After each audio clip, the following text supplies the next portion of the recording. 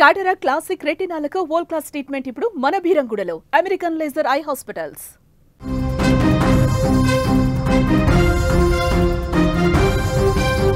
ప్రపంచవ్యాప్తంగా ఏఐ మోసాలు పెరిగిపోతున్నాయి. తాజాగా రాజకీయాలలో కూడా ఈ యొక్క ఏఐ మోసాలు ఇప్పుడు అక్కడ పెరిగిపోవడం కనిపిస్తుంది.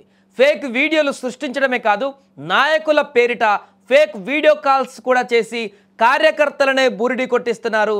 తాజాగా తెలుగు రాష్ట్రాలలో జరిగినటువంటి ఓ సంఘటన ఇప్పుడు సంచలనంగా మారింది.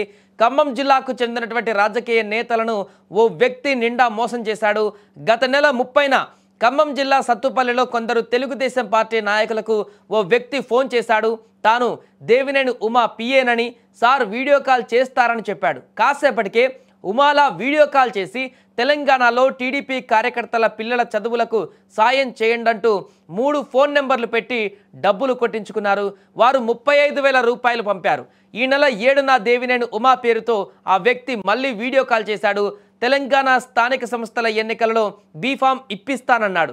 మీతో చంద్రబాబు మాట్లాడతారని చెప్పారు. ఏఐతో చంద్రబాబు మాట్లాడినట్లుగా ఒక వీడియోను క్రియేట్ చేశారు ఆగంతకుడు. ఏం తమ్ముళ్ళు బాగున్నారా అంటూ పలకరించి కాసేపు మాట్లాడారు. వారు ఇదంతా నమ్మేశారు. పార్టీ అధినాయకుడే తమతో మాట్లాడారని సంతోషపడ్డారు, ఉప్పొంగిపోయారు. అదే ఆసరాగా చేసుకున్న మోసగాడు తర్వాత మళ్ళీ ఫోన్ చేసి అమరావతి వస్తే చంద్రబాబు వద్దకు తీసుకువెళ్ళి పార్టీ బీఫామ్లు ఇప్పిస్తానని కూడా ఈసారి నమ్మబలికాడు. విజయవాడలో ఓ హోటల్లో దిగమని ఉచిత సలహా కూడా ఇచ్చాడు.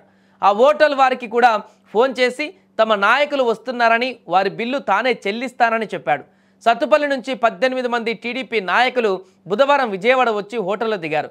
బుధవారం సాయంత్రం ఆ వ్యక్తి మరోసారి వీడియో కాల్ చేసి చంద్రబాబు వద్దకు 8 మందికే అనుమతి ఉందని, ఒక్కొక్కరు 10,000 ఇవ్వాలనడంతో వారికి అనుమానం వచ్చింది.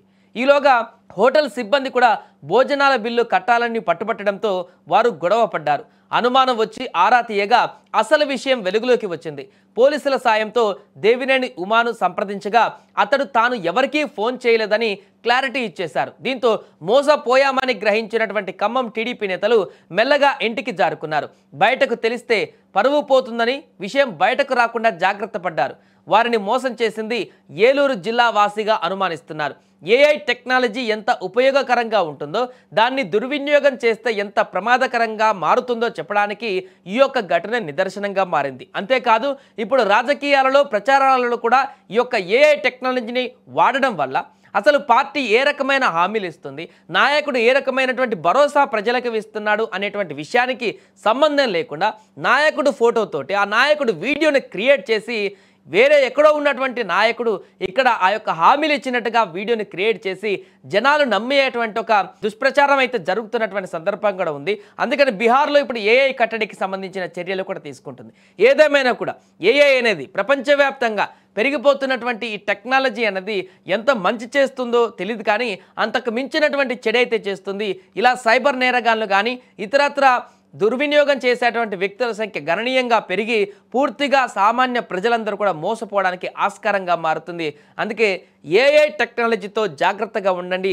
ఇవాళ రేపు మనం చూసిన ప్రతిదీ నమ్మేటువంటి పరిస్థితుల్లో లేం, విన్న ప్రతిదీ నిజమని నమ్ముకునేటువంటి పరిస్థితుల్లో కూడా లేం. కాబట్టి ఖచ్చితంగా 1కి 2 సార్లు నిజంగానే ఎదురు నిలబడి వ్యక్తి మాట్లాడినా కూడా దాన్ని 1కి 2 సార్లు ఆలోచించుకోవాల్సిన పరిస్థితి అయితే ఇప్పుడున్నటువంటి సమాజంలో నెలకొంది.